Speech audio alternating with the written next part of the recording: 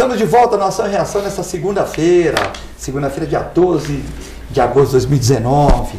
Muitas participações. Olha, o pessoal que gosta de ficar jogando na bolsa, né? Molecada de hoje, essa molecada nova, eles querem saber de bolsa, de valores, querem saber dessas coisas todas, né? Que é importantíssimo, essa educação e tal, mas a pessoa tem que trabalhar antes para ter o capital para depois jogar na bolsa. Você vê, China sacudiu os mercados. Olha lá, você vê, o Donald Trump acusou a China de estar fazendo manipulação, a China desvalorizou sua moeda e, na verdade, o dólar aumentou e a bolsa abaixou. Então é tudo um mercado que a gente tem que estudar, tal. Às vezes um tropeço desse, né? Se a pessoa não estiver precisando do dinheiro, ótimo. Mas se a pessoa estiver precisando do dinheiro ali, né? Se for no dinheiro que ela está contando, você vê que às vezes se aplica na bolsa, ela aumenta, mas também oscila, né? Se fosse fácil, todo mundo ficava rico na bolsa, com bitcoins. A segunda maior empresa de bitcoins do país, né?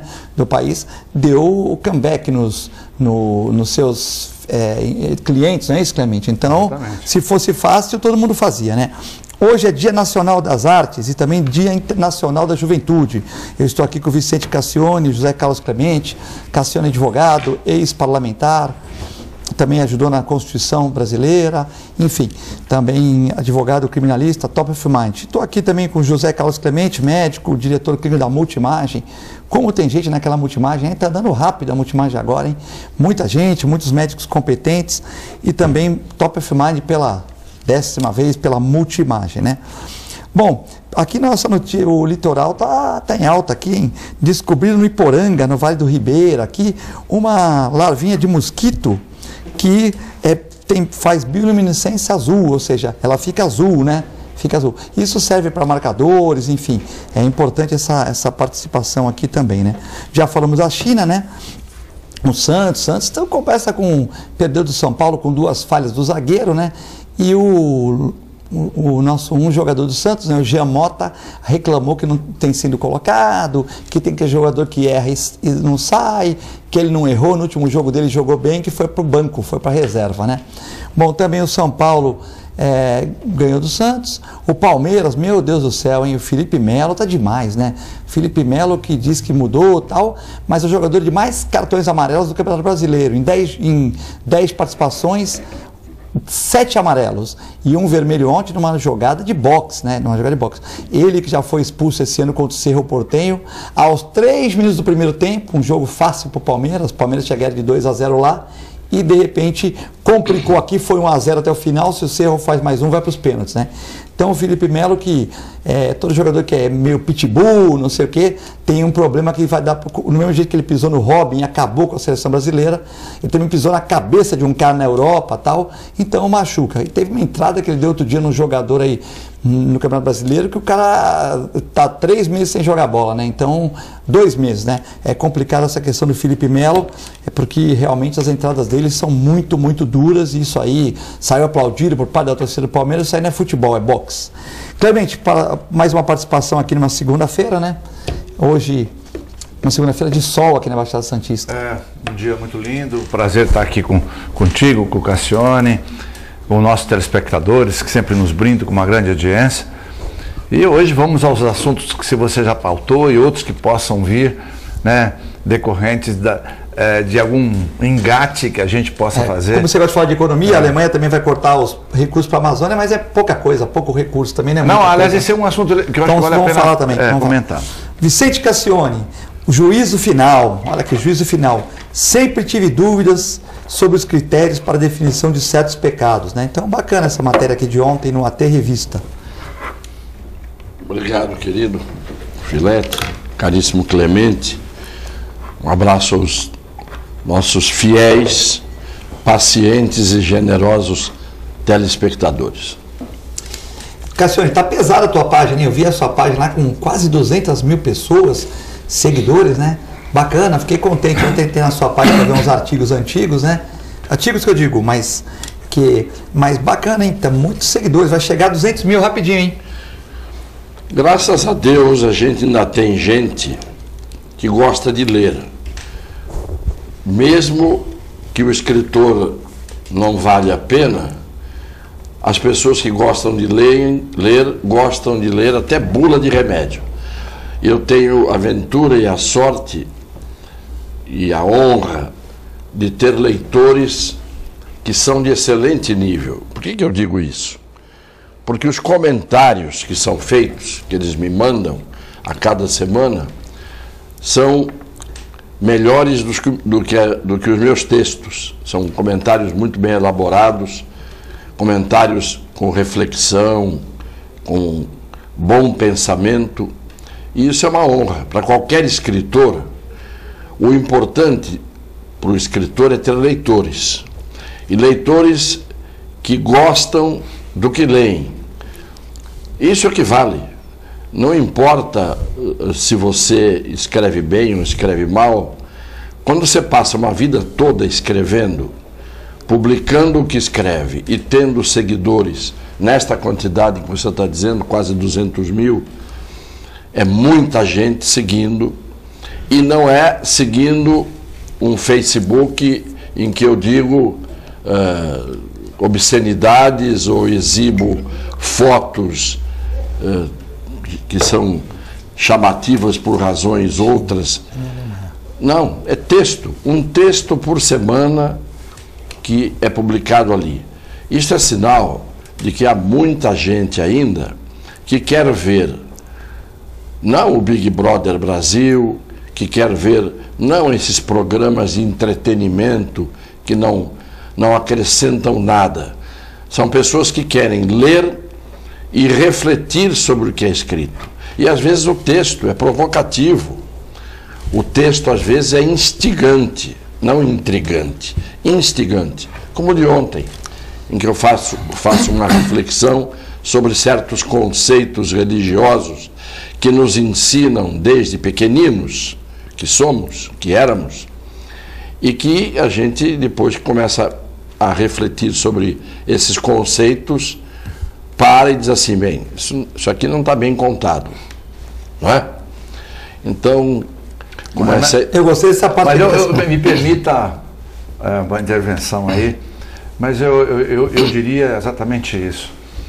O Cassione é muito humilde, mas eu acho que ninguém fica mais de 50 anos escrevendo num periódico, como é a Tribuna, mais de 50 anos, se não tiver pessoas que fazem parte desse contexto, e muitos provavelmente não estão aí. Né? É a terceira geração. É a terceira geração. Muitos já morreram há tempo. Você tem 200 mil que está aí, provavelmente você tem 5 vezes mais que não estão. São aquelas pessoas que não se manifestam. Ou que não tem rede social. Eu já vi um monte de gente que eu sei que não está nesse meio aí e fala, caramba, eu já vi isso dezenas de vezes. Né? O texto do Cassione eu gosto muito, porque são textos que nos fazem refletir. E aí que está, eu acho que é o grande mérito dessa escrita. A gente sabe que a gente não é unanimidade nunca, né, Cassione? E é possível que você tenha eventualmente algumas pessoas que não gostem. Mas se a gente imaginar o contexto genérico, eu diria que você tem 5 vezes mais pessoas do que isso. Isso aqui tá bacana. Eu sou um curtidor. Eu começo a Tribuna de trás para frente. Sim. E não é agora porque a gente está fazendo o programa, não. Eu sei. Eu faço isso há anos. Olha que bacana aqui. É como pegar a Veja e você ir para a última página. Sim, sim. Né? Porque o cara é bom, tá o Guzo. Sim.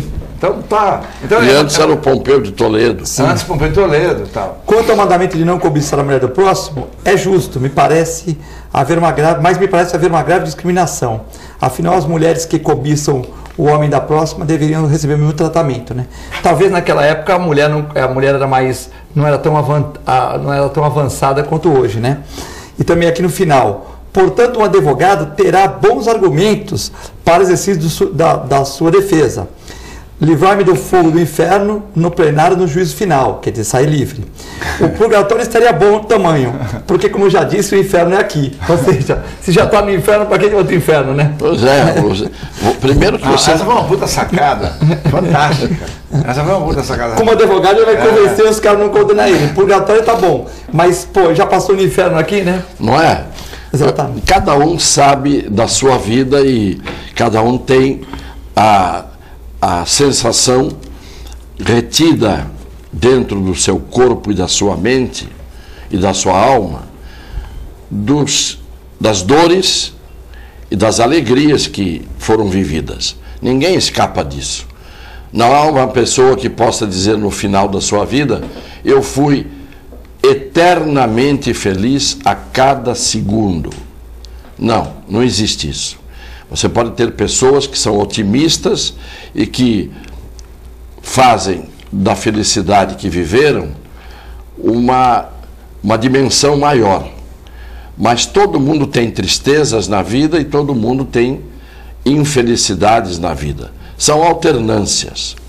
O importante é você entender que isto faz parte da vida. O difícil é entender por que você ganhou a vida. Porque ninguém pediu a minha opinião se eu estava ou não disposto a enfrentar o jogo da vida. Se fosse possível haver uma escolha, muitas pessoas diriam: eu não quero nascer. Mas como dizer isso? Como dizer não quero nascer sem ter nascido? Sem ter tido a experiência? E depois que teve a experiência, o engraçado é, depois de nascer, mesmo que você não quisesse, depois ninguém quer morrer. Não é? É esse paradoxo que me intriga, a vida inteira me intrigou e que me instiga a refletir o Sweet Mystery of Life, o doce mistério da vida. É um mistério que a gente não vai decifrar nunca, embora haja muita gente aí sendo porta-voz de Deus e dizendo com toda a segurança aquilo que eu, por exemplo, na minha limitação não consigo entender. Tem gente que entende, explica, garante, dá uma certidão, carimba, reconhece firma, não é? E diz: eu estou falando em nome de Deus. Eu nem em nome do diabo tive procuração para falar. Às vezes falo, talvez, em nome do diabo sem querer. Bom, você está acompanhando nosso programa nessa segunda-feira pelo canal 11 da NET, canal 8 Vivo Fibra. Um abraço para os nossos assinantes, também pelo www.tvconsantos.com. Lembrando que vamos ter uma reprise às 23 horas e 1 hora da manhã. Você pode acompanhar as reprises, depois vai para o Facebook, enfim, né? O YouTube, e você acompanha nas redes sociais também os programas que você tem interesse. Lembrando que se você quiser mandar perguntas para o professor Cassione ou para o professor Clemente, 13 para quem está fora de Santos, como a dona Norma no Rio, Jacerema lá em Botucatu, e também no 13 para quem está fora de Santos. Para quem está em Santos, aqui 99711-5545 no modelo WhatsApp. Clemente, a Bolsa... Eu só quero agradecer você e o Clemente pela honra de serem meus leitores. Sim. Porque eu estou falando sério, isso é muito sério. O que faz alguém teimar em escrever são duas coisas. Primeiro, a necessidade que você tem de se pôr do avesso. E segundo, o estímulo que você tem quando os seus leitores são melhores do que você. Minha mãe também é leitora da Dona Guadalupe, assim como tá sempre lê. Beijo, né? para ela. A Priscila que está com ela, e ela fala: hoje o Cassione está alegre, hoje ele está triste. Ela sabe das emoções, mas é normal, né? Que o Cassione escreve na quarta, quinta, sexta-feira deve ser aquele dia que todo mundo é assim, né? Quando você escreve, vai chegando a hora e tal. E às vezes pega o humor da pessoa naquele dia, pega o que a pessoa viveu na semana, não é isso? É verdade. Exatamente. Bom, Clemente, as bolsas baixaram, o dólar subiu, a China sacudiu os mercados, né? Eu sei que você gosta dessa parte de economia, desvalorizou a moeda, e o Donald Trump falou que a China está fazendo manipulação cambial, né, para desespero. Mas na verdade é isso mesmo. Ele também os Estados Unidos já fez também? Tantas vezes? O que aconteceu? O Trump falou que ia taxar 300 bilhões em exportações da China em 10%. Isso representa um adicional de 30 bilhões de dólares. O que ele fez? Eu vou lá e desvalorizo a moeda, né? O yuan, eu desvalorizo na mesma proporção que corresponde aos 30 bilhões. Ou seja... Vai ter que pagar mais dólar. Não, o dólar fica igual, porque o produto dele vai ficar mais barato.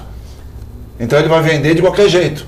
Então, Na medida em que ele taxou o produto, ele ficou mais caro. Alguém poderia vender no lugar da China. O que ela fez? Na hora que ela desvalorizou a moeda dela, ela equilibrou de novo na outra ponta. Por isso que ele tá puto da vida, o Trump. Mas o chinês tem essa inteligência rápida, O né? chinês é fantástico, a gente pode falar, mas o chinês é fantástico. Você acha que se fosse no Brasil, nós íamos ser tão rápidos assim como eles foram ia chineses? ser, Não, ia demorar, porque ia ter É. aquele mimimi. Tá baixando por quê? Vai prejudicar fulano, ciclano lá, como eles estão é uma democracia meio social, é um socialismo meio democrático, né? Lá é um capitalismo. Isso. É como a Rússia. É um sistema capitalista. É um socialismo Porém, a capitalista, política, né? a política governamental Socialista. é comunista. Sim. É um cara que fala. Claro, existe um. É um comunista trabalhando como capitalista. Existe né? um conselho, mas Sim. quem manda é o primeiro-ministro lá que fala, não, desvaloriza agora, para ficar igual o que estava. Rápido, de um dia para o outro. E como é que ele faz?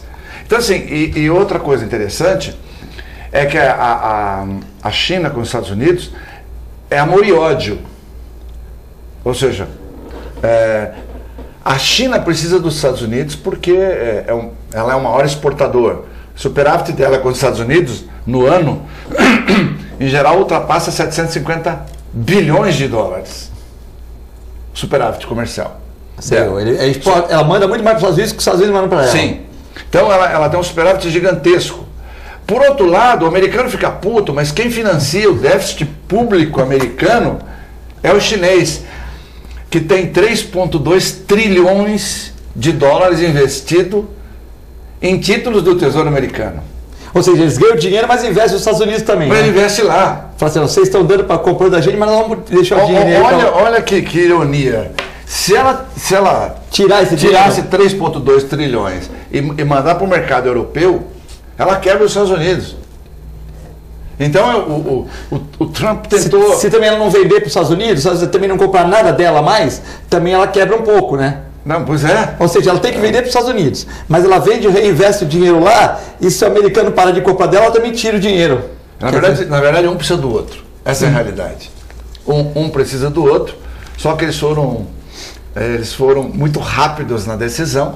É o que você comentou. Se é no Brasil, Sim. ia para votação em 2 turnos na Câmara, em 2 turnos no Senado, e depois provavelmente não ia. 30 milhões por mês já estava perdendo, né? Não ia entrar num acordo, né? Tá aí o presidente do Banco Central não poderia fazer a E mudança. estava pagando os 30 milhões por mês. E ainda mais com o Bolsonaro na frente? Não. Então, essa foi a grande vantagem do chinês, né? Mas eu diria que os caras são fantásticos. Eu li um artigo hoje sobre 5 cidades chinesas, e o que os caras estão fazendo lá, ou nós, do lado ocidental, especialmente, vamos dizer, os países ricos, que é a comunidade europeia e a América do Norte, especialmente os Estados Unidos, se não correr atrás, Sim. vai dançar. Na época do pré-sal, não Vai tinha dançar. muitas construções em Santos aqui, prédios, tal. Eu fui numa cidade da China que tem 1.300.000 habitantes. É pequena a cidade, 1.300.000 habitantes é pequeno, né? Como se fosse Santos ou Vicente Praia Grande, mas tal. Eu contei na rua mais que 400 prédios construindo. Mas não é prédio assim de 5 andares, é prédio enorme, todo de vidro. Eu contei assim, eu contei mais que 400 prédios construindo. Numa cidade, você vê como eles estão assim, 400 prédios numa cidade. Então, a gente sabe que é 400 arranha-céus lá, todo de vidro. Você entendeu? É uma coisa. A economia gira muito, né? É muito louco. Você sabe que 87% dos celulares do mundo sai da China? Chinesa. 87%. O iPhone é da China. 87% dos celulares do mundo. E, na verdade, a China foi muito pobre, né? Antes de 78, do Deng Xiaoping, Isso, era que ficou até 92. Ele ficou até 92. Mas o que ele fez? Porra, em 40 anos tirou da miséria 750 milhões de chineses. Você tem ainda bastante chinês ainda na miséria, mas é uma questão de tempo. Mas a miséria que não é igual a miséria nossa. Eles não tem favela, é uma miséria diferente, né? Uma miséria assim. Mas a gente fala assim, tirou 13 milhões da miséria aqui no Brasil, lá 750 milhões de pessoas tiraram da miséria. Por exemplo, na época ele tinha um certo desconforto, o Deng Xiaoping tinha um certo desconforto, porque ele falava, poxa vida, o sistema comunista não funciona, o sistema socialista não funciona, mas eu quero tirar isso a limpo. Vamos escolher uma cidade. Aí resolveram escolher Shenzhen. Shenzhen era mato. Hoje é uma cidade que tem 12 milhões de habitantes. 12 milhões de habitantes. E verificou para lá. Uma cidade de porte médio, né? Para a China é. Para a China não é. Aí começou a ver e falar, cara, esse negócio de capitalismo não funciona. As pessoas estão saindo da miséria, está ganhando dinheiro, a gente está conseguindo não só atender os nossos, né, como também fazer exportação e ter dinheiro. É por isso que a China é essa potência que é, e vai ser. E modernidade, eu não vou ficar falando aqui, porque senão eu vou gastar muito tempo aqui, mas para mostrar o seguinte, nós temos que copiar, incluindo os Estados Unidos, o modelo chinês. Os caras já têm o 5G lá. Sim. A gente não tem. Eu fui num parque lá, num parque sistemático, Alcione, um parque de, tipo um SeaWorld, assim, né? Tal. Aí eu falei, pô, e aí eu perguntei pro chinês lá, todos as montanhas-russas tal, não eram tão gigantes quanto dos Estados Unidos, né? Mas tinha tudo bonitinho lá, não tinha um papel, tudo arrumadinho. Tudo chinês. Nada de americano. Tipo assim, o cara fala, produto chinês é porcaria. Porcaria que tu compra no camelô, mas tem produto chinês. O iPhone é da China. Feito na China. Ou seja, eles fazem coisa boa também. Então o que acontece? E todo chinês, não tinha nada americano lá, não tinha nada alemão ou europeu. É tudo da China, viu, Cassiane? Você está falando em celular, em tecnologia. Quando o mundo nem pensava na existência do macarrão, o chinês, muitos e muitos anos antes de Cristo, os chineses inventaram o macarrão. Alguém vai dizer, é grande coisa inventar o macarrão. Tá bom, eu estou fazendo uma brincadeira. Mas eles, muitos e muitos anos antes de Cristo, fizeram uma muralha que tinha altura 2 vezes a distância São Paulo-Paris, isto é, São Paulo-Paris, São Paulo era o tamanho da muralha da China, que hoje tem 8.000 quilômetros, isto é, a distância que vai entre São Paulo e Portugal, Lisboa, Porto, onde quiserem. Você imagina o que significa isso para uma civilização construir isso naquela época. E em terrenos extremamente acidentados, uma coisa impressionante. E eu tinha um professor, e isso eu sempre digo, que era um gênio, um professor de história, que foi quem me fez ter amor pela história, estudar história, e depois virei até professor de história, dando aula no Colégio Santista, dos Maristas. Durante 2 anos eu dei aula de história por causa desse professor, que em 1952, 53, portanto, uma coisa que era inimaginável, tinha gente que não sabia nem onde era a China e não sabia nem qual era a capital da China naquele tempo, nas aulas de geografia. Ele dizia assim, escutem o que eu vou dizer. Era o irmão Geraldo. Era um religioso, não era padre, pertencia à congregação dos irmãos maristas. Ele dizia, escutem o que eu vou dizer. Nós não entendíamos nada daquilo, mas eu guardei isso, porque ele fez uma advertência tão severa, no sentido de que ele estava dizendo uma coisa que ia dar certo, que eu falei, eu vou guardar isso na minha cabeça, porque alguma coisa, algum sentido tem para este homem genial estar dizendo isso. Ele dizia, escutem o que eu vou dizer. Daqui a 50, 60 anos, o que para mim parecia um tempo insuperável, a maior potência do mundo vai ser a China.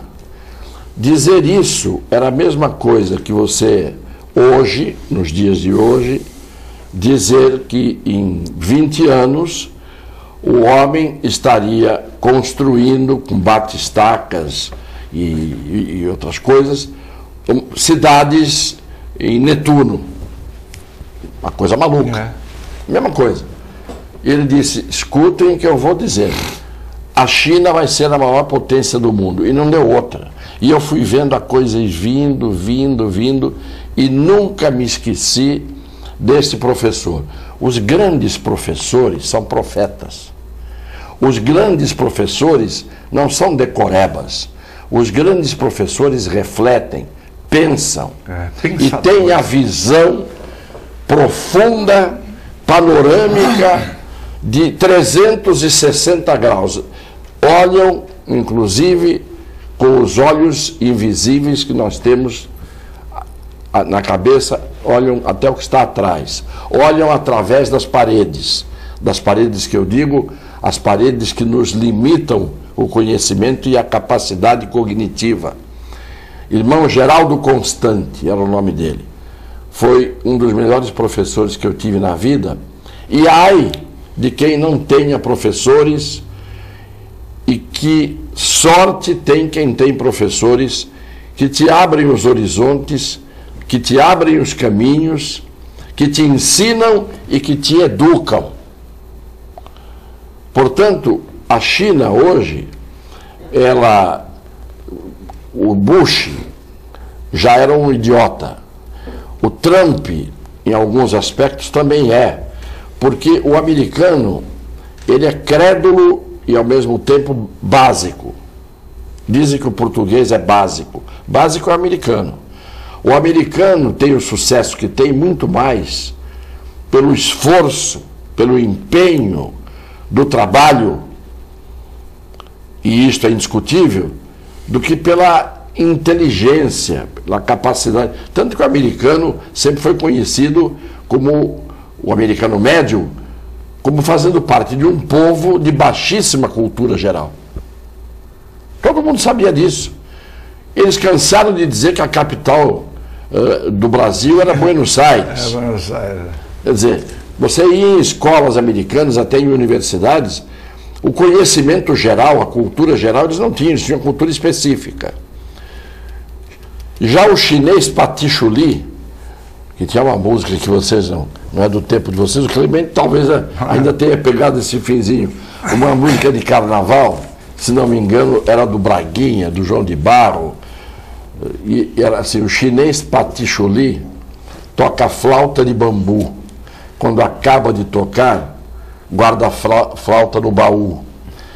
Esse chinesinho Patichuli aí, perto do Trump, bota 10-0 em cima do Trump, entendeu? O Trump, quando ele pensa em ir, o chinês já foi e voltou. Eles têm aquele olhinho pequenininho, estreitinho aqui assim, e aquele jeitinho deles, aquilo ali é sabedoria, sabedoria multimilenar. Nós teríamos que aprender muita coisa com o Oriente, porque nós sempre olhamos para um lado só. E quando, na verdade, a cultura que você adquire na vida depende desse giro de 360 graus. E ter a capacidade de ter a mente aberta para todo tipo de informação e conhecimento. E refletir em cima disso. Pensar. O pensamento é o exercício mais importante que o ser humano pode fazer. Muito mais do que abdominais e flexões, tá certo? E supinos. Porque isso, quando muito, aumenta um pouquinho a densidade muscular, que é importante também. Mas sem cabeça, meu velho. Você faz sem cabeça, você é o Felipe Melo. Tá. Entendeu? Achou que eu estava certo com a entrada criminosa dele ontem ou não? É caso de psiquiatria forense. Sim. Psiquiatria forense. Tem que sair preso do campo, né? Psiquiatria forense é a que avalia a condição mental do criminoso. Ele tem um parafuso, para dizer menos, solto. Ele tem que ter um tratamento. Ele sabe jogar futebol. Sabe, um jogador. Mas caso de psiquiatria forense. 7 amarelos. O Emelec deu uma entrada criminosa no jogador, o jogador não joga até hoje. Você entendeu? Então, é um cara desequilibrado, né? Totalmente. Totalmente. Pô, numa dessa ele vai matar alguém no campo, né? Bom, se você já sabe, nós vamos dar um rápido intervalo aqui. Você continue mandando suas participações para o 997 11 5545. Nós vamos lê-las no segundo bloco. É muito rápido, já voltamos.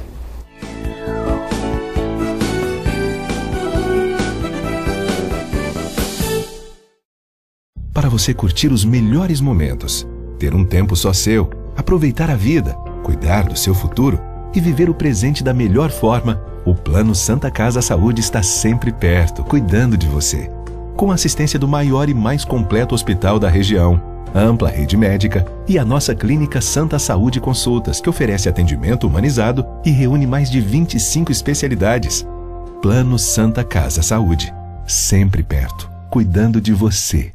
A Clínica Multiimagem é especializada em exames de radiologia e diagnóstico por imagem, investindo continuamente em tecnologia e trazendo constantes inovações para proporcionar à comunidade médica e seus pacientes diagnósticos ainda mais precisos. Sua nova e moderna estrutura, aliada à tecnologia de ponta, juntamente com o corpo clínico especializado, tornam a Clínica Multiimagem um dos centros de diagnósticos por imagem mais avançado do estado de São Paulo. Entre em contato pelo telefone 3202-1250.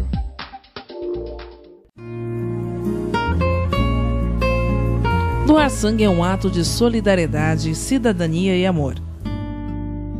Faça parte dessa ideia. Seja você também um doador. Doe sangue. Dê um presente de vida a quem necessita. Apoio TV Com.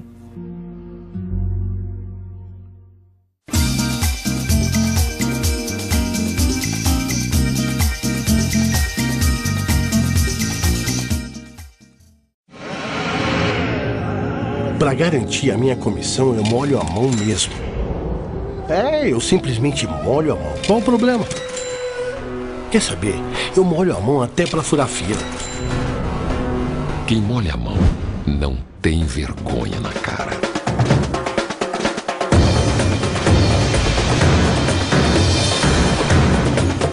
Chega de corrupção.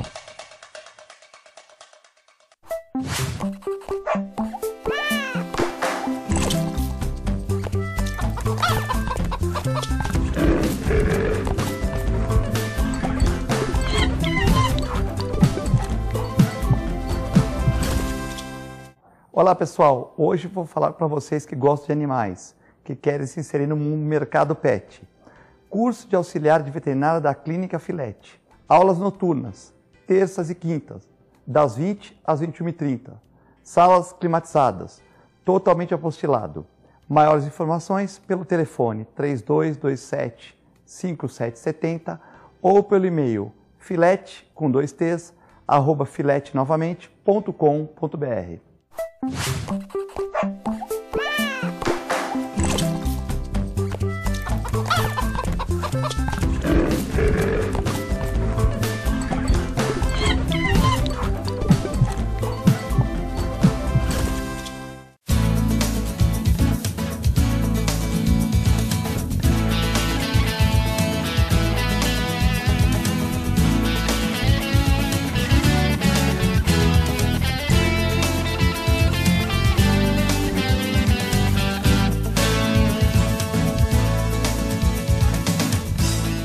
A melhor programação RVD.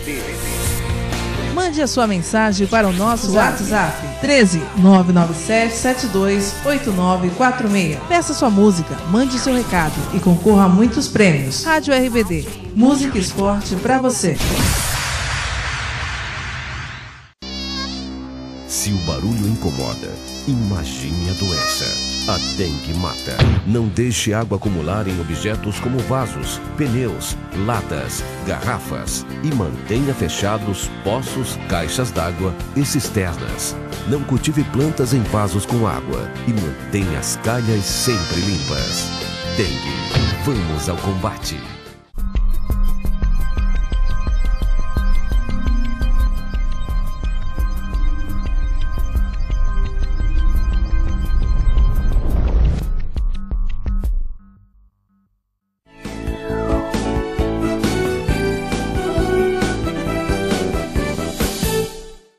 Estamos de volta com o professor Cassione e o professor Clemente aqui, né?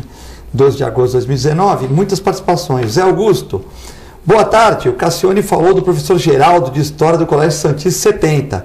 Eu também fui aluno dele. Parabéns, Cassione, para lembrar um excelente professor, o Zé Augusto. Muito obrigado. Eu fui aluno dele em 54. Sim. O Rick Santos está perguntando para você, Clemente. Admiro sua explicação para as coisas de economia e a do Cassione para as coisas de direito. E pergunto para você da questão da Alemanha, que vai cortar recursos para a Amazônia, né? Eu também no começo, eu confesso que eu achei que era meio mimimi, né? Sim, né, tal. Mas depois que eu vi que do mesmo mês do governo anterior para esse mês desmataram quase 300%, aí eu falei, pô, então tem que dar uma olhada lá, né? Tipo, mandar o exército, fazer alguma coisa, porque tipo, de um mês para o outro, de um ano para o outro, aumentou 300%, achei muito, né? Desmatamento, né? Primeiro, se bem que tá, hoje tudo que acontece, né? Bom, em primeiro lugar, agradecer o Rick aí por esse elogio a mim e o Cassione. Mas é o seguinte, ó. Eu vou complementar o que eu vou falar, mas eu quero responder já primeiro com um questionamento. Se todas essas ONGs que vêm aqui, de diversos países, e a gente sabe que a maioria são de esquerda, tivesse pensando realmente na mata da Amazônia, em reflorestamento, não era mais fácil ela, ao invés de pôr dinheiro aqui no Brasil, num lugar que não é dela, não era melhor ela reflorestar o próprio país do qual era a origem? Elas se juntariam, pegaria todos os respectivos países, concorda? Vamos pegar todos os países, vamos reflorestar essas áreas, até o deserto que é possível. Mas são países pequenos também, né? Não, mas você pega... Bom, você tem muitos países grandes. Sim. Né? Por que não refloresta? Por que não pega, começa a reflorestar tudo que está sobrando, até deserto é possível reflorestar. Você planta eucalipto no deserto e dá. Sim. Então assim, será que então é só por causa da planta, da árvore que está lá em cima, ou é do subsolo? Evidente. Vilete, é uma coisa tão óbvia, tão clara. Não é a árvore, eles não querem a árvore. O problema não é a árvore, não é o tronco da árvore. Senão eles se preocupariam com as deles, né? Lógico, eles falam, puta, a gente fez errado no ano passado, vamos começar a reflorestar tudo. E a gente não manda mais dinheiro para o Brasil. A gente refloresta com o nosso dinheiro. Tudo bem. Vira o pulmão de novo do mundo. Eles viram o pulmão lá e esquece a gente aqui, né? Esquece. Quando, na verdade, existe É igual o Sting, que queria defender o índio brasileiro, que tem que ser defendido, e o americano matou os dele lá. Aí veio o Sting aqui pagar um sapinho. Pô, então defende de vocês aí, pô. O de você, quer dizer, tá certo, tem que defender o índio sim. Mas por que não defende o dele lá? Vai lá nos Estados Unidos defender o dele lá. Mas tem uma ONG americana que eles não tiveram... É tão cara de pau que eles não tiveram nem o pensamento de mudar de nome. Se chama Farm Here, quer dizer, fazenda aqui, forest there. Então, fazenda aqui, floresta lá. Ou seja, aqui pode desmatar à vontade e vamos usar os nossos recursos naturais, mas lá vamos preservar. Então, é óbvio que ninguém quer mexer na Amazônia, ninguém de fora, eu quero dizer. Por quê? Porque tem interesse no petróleo, especialmente em minerais. A riqueza mineral brasileira é a maior do mundo, assim como a preservação. O Brasil preserva, é o maior preservador de floresta do mundo. Né? Porque a gente está falando só da Amazônia, mas não é. Qualquer agricultor de qualquer lugar do país, ele é obrigado por lei a não mexer em 1/3 da área que deve ser cultivada. Ele não pode mexer. Aquilo lá é reserva ambiental. E dos 2/3 que sobra, evidentemente, ele não pode plantar nos 2/3, porque ele tem um monte de coisa. Ele tem animal, ele tem a casa, tem as coisas relativas aos seus funcionários, tem estrada, tudo. Então ele acaba usando por volta de 17% só da área dele para plantar, para plantio. Se a gente imaginar a área brasileira como um todo, só 7,8% é utilizado para plantio. Numa safra recorde que vai ser esse ano, 242 milhões de toneladas. É o primeiro em soja, em café, em açúcar.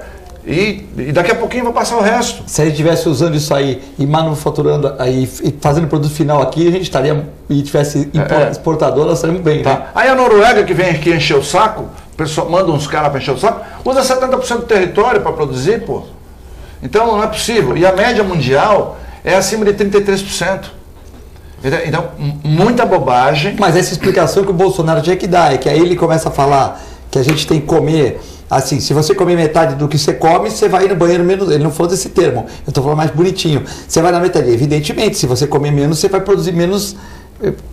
Então, é normal, mas pô, não dá, ele podia ter explicado, ó, vocês estão vindo aqui falar isso, mas você vê, o Brasil preserva, tal, nós vamos olhar para a Amazônia, tal, é que é muita coisa no começo, eu estou preocupado com as reformas, eu vou olhar lá, não precisa dar coisa, porque aí queima tudo. E se ele falasse o que você falou aqui, o pessoal ia gostar, né? Mas depois você pega as redes de televisão, especialmente a Globo, ela fala tudo do contrário. Sim, mas ele também dá ele também dá motivo, né? Ele também dá motivo, né? Mas a demissão desse cara do IPEA foi muito bem-vinda.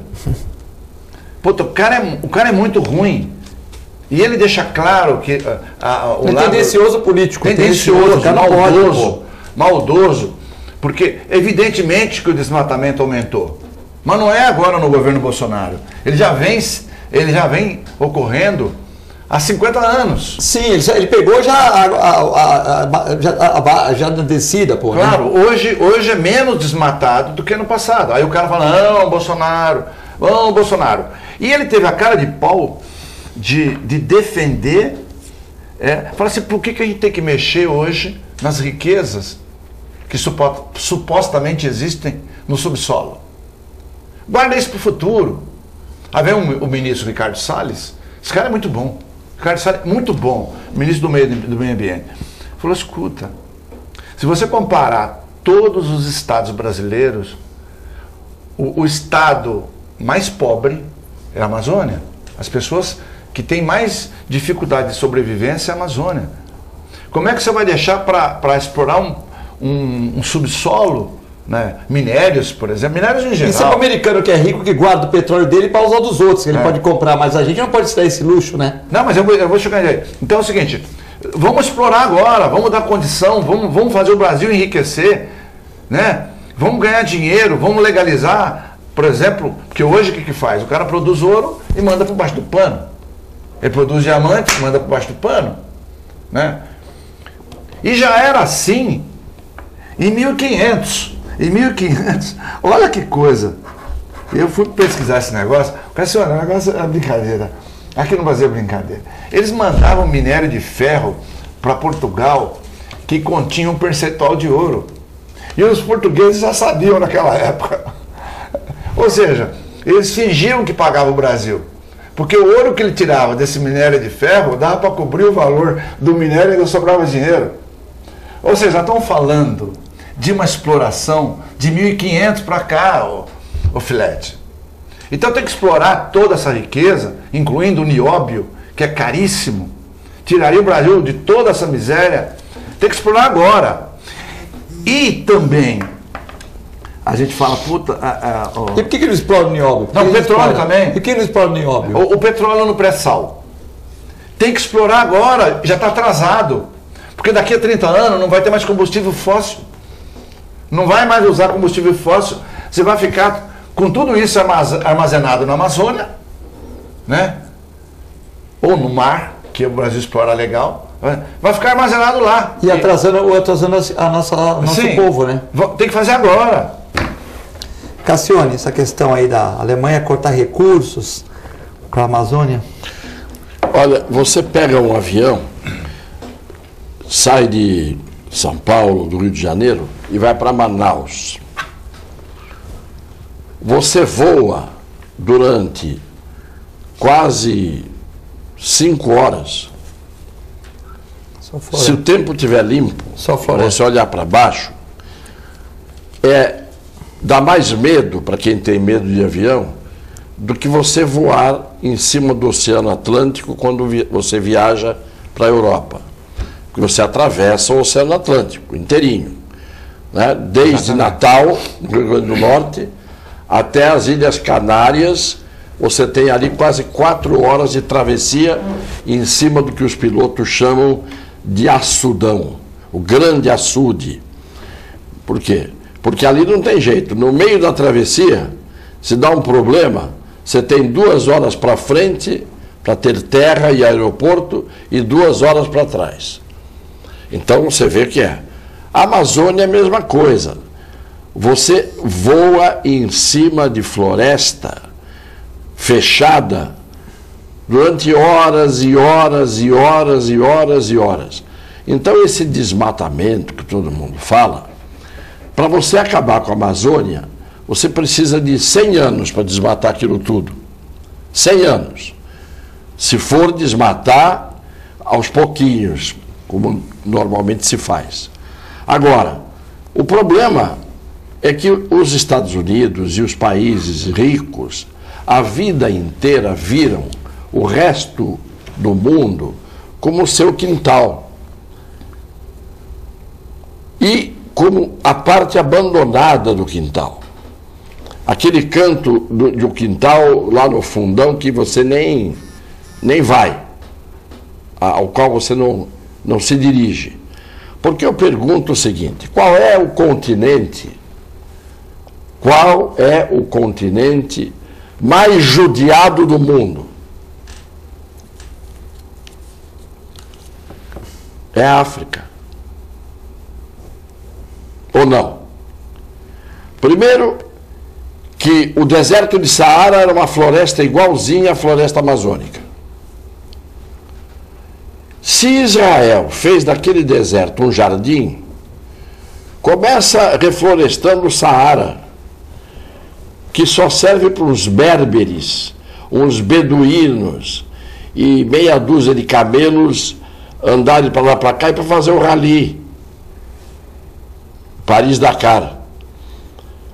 Então, começa aquelas savanas africanas, mataram os animais, quase todos em extinção hoje na África inteira.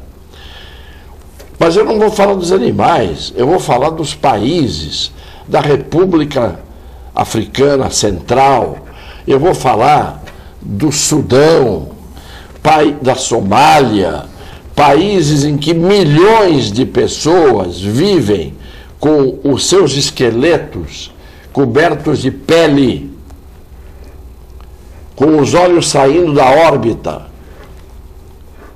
Milhões e milhões e milhões de pessoas na miséria, na submiséria, morrendo. E ninguém toma conhecimento. Vai lá o Médico Sem Fronteira, dá uma vacina aqui, um remedinho ali, são os heróis. Quem é que está preocupado em salvar a população destes países, de milhões de pessoas? Quem é que está preocupado de cuidar da África? Ninguém. Aí todo mundo se preocupa com o Brasil.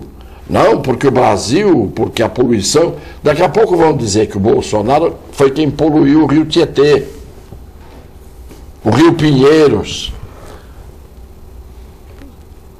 Nós temos um país que tem 8.000 quilômetros de costa, de mar. Isso significa riqueza, isso significa turismo, isso significa tudo isso. Ninguém nunca se importou em cuidar desta parte de economia de um país, que é o turismo. Por que os turistas vão? 3 vezes mais turistas do que vêm para o Brasil durante um ano inteiro visitavam Notre Dame, a catedral queimou. Meu Deus, por que ninguém cuidou disso? Daqui a pouco vão dizer que o Bolsonaro, em 7 meses, é o responsável por nós não termos atividade turística. A desonestidade da imprensa como um todo, com as exceções de praxe no Brasil, é uma vergonha. É uma vergonha. Não tem o que se dizer. O sujeito pegou a Mônica Waldvogel outro dia, na Sala São Paulo, e disse: Mônica, por que vocês na Globo não noticiam isso?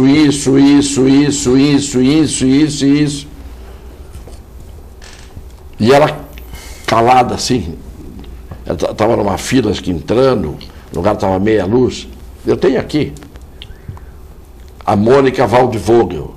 Eu tenho aqui uma entrevista do William Vac, dada para o Pondé. Ah, eu vi essa daí, inclusive. Em que ele diz o que é a Rede Globo. Até eu comentei o seguinte: pena que o comentário, a análise feita pelo VAC venha tardia. Sim, ele está com uma TV... É depois que o sujeito é defenestrado. Depois que vai para a rua, aí ele conta o que era o lugar onde ele estava antes, dizendo que a Rede Globo não tem mais recuperação hoje, porque ela quebrou como um cristal que quando quebra não tem jeito de colar. Mas ela podia ter quebrado muito antes, se todos esses que se locupletaram, que viveram lá, trabalhando lá, não ficassem em silêncio ou se movimentassem lá dentro para fazer a Rede Globo colaborar para o Brasil ser um país de cultura e não de alienação, porque a Rede Globo entupiu de porcarias 2 gerações brasileiras em 40 anos. Não apresentou nada que prestasse. Nada que prestasse. Então, responsáveis, vamos apontar os responsáveis por nós sermos o que somos, por estarmos onde estamos. Não vem essa história. Essas ONGs estão lá nos roubando. Claro. Do mesmo jeito que os portugueses levavam os nossos metais, as nossas pedras preciosas, levavam lá me esqueci o nome, como é que chamava aquilo? Pau do Brasil? Levava até para o Brasil, levava. Mas tinha um nome, me fugiu agora a palavra. Pau Brasil? Não eram os dízimos, era outra coisa, como era o nome? Ah, era o quinto. O quinto. O quinto, isso. Levavam tudo, aqueles galeões, os que naufragaram. Tem gente até hoje mergulhando com a tecnologia atrás dos tesouros que estão lá submersos. O Brasil era extrativo, era um país extrativo. Tiravam o que era nosso e levavam embora. E nos deixavam aqui, evidentemente, sem evolução nenhuma do ponto de vista econômico, cultural. Isso aqui foi colônia. Foi colônia. Como os países africanos todos foram colônia.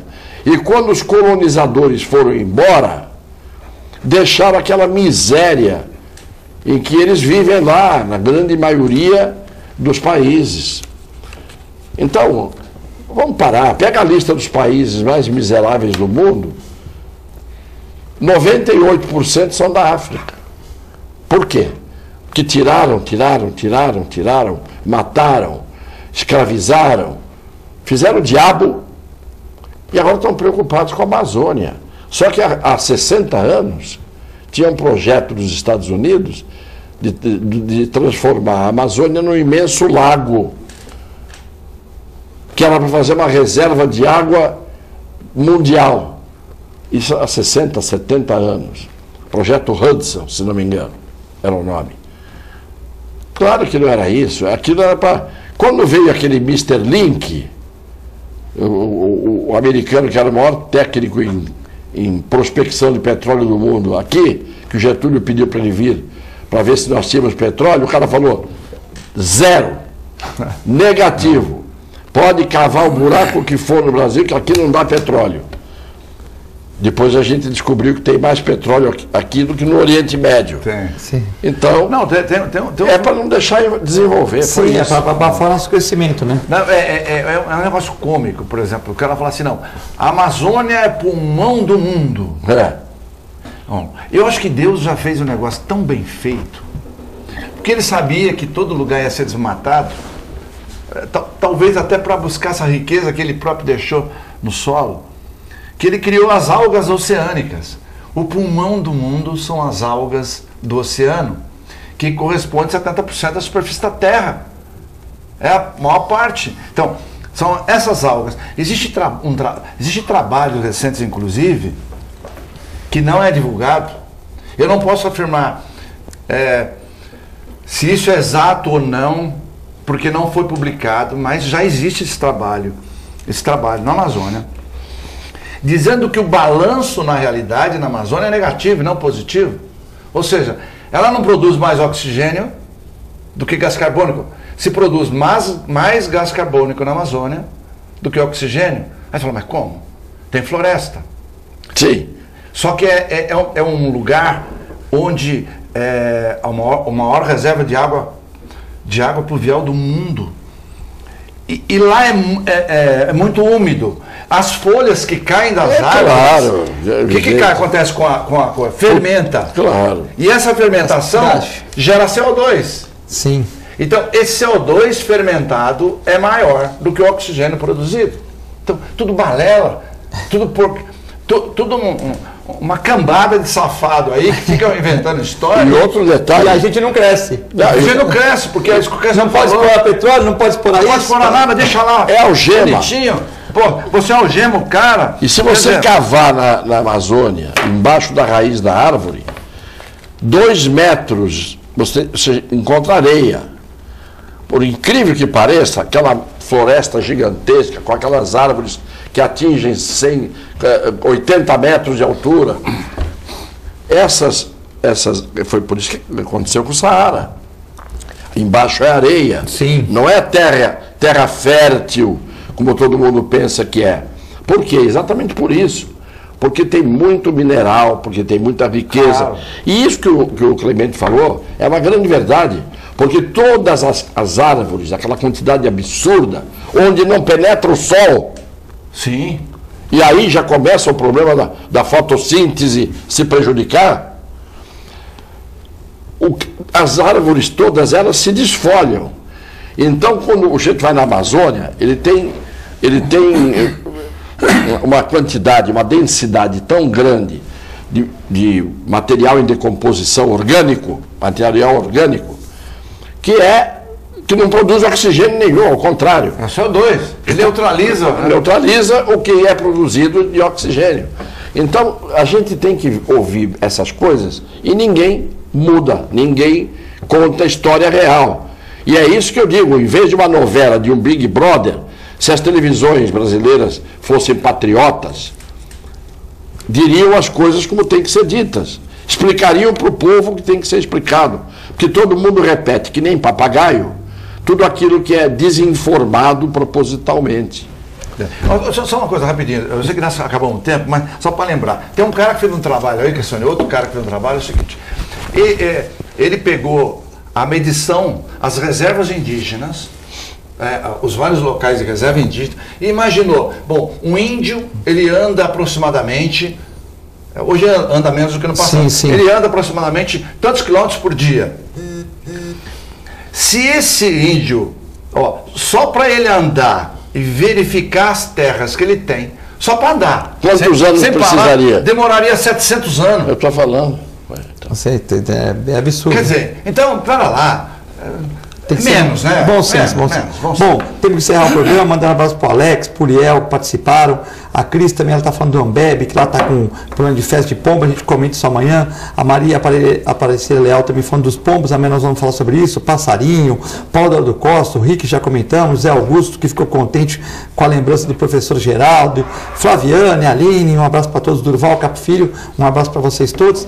Temos que encerrar, uma excelente segunda-feira a todos, fiquem com Deus. Agora é a vez dos pombos. Agora é a vez dos Na pombos. Praça de São Marcos não vi nunca ninguém morrer, nem ficar doente com aqueles pombos todos. Foi o que eu falei lá na rádio. A pessoa tem que investigar essas duas mortes para ver aonde que pegaram essas doenças, para a gente poder. Porque agora passou do lado de um povo, vai pegar doença. Esse sol já está matando todos os fungos, tal. Isso é o lugar que fica, de uma certa maneira, ar-condicionado. Deus criou os pombos faz 2 meses.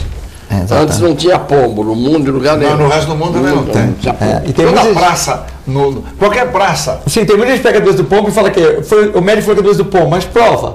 Não é. Toxoplasmose não é transmitida pelo pombo, só se comer fezes cruas. Agora o pombo virou vilão de tudo, né? Virou. Bom, temos que encerrar o programa. Boa tarde, uma excelente segunda-feira. Fiquem com Deus e com a nossa extensa programação.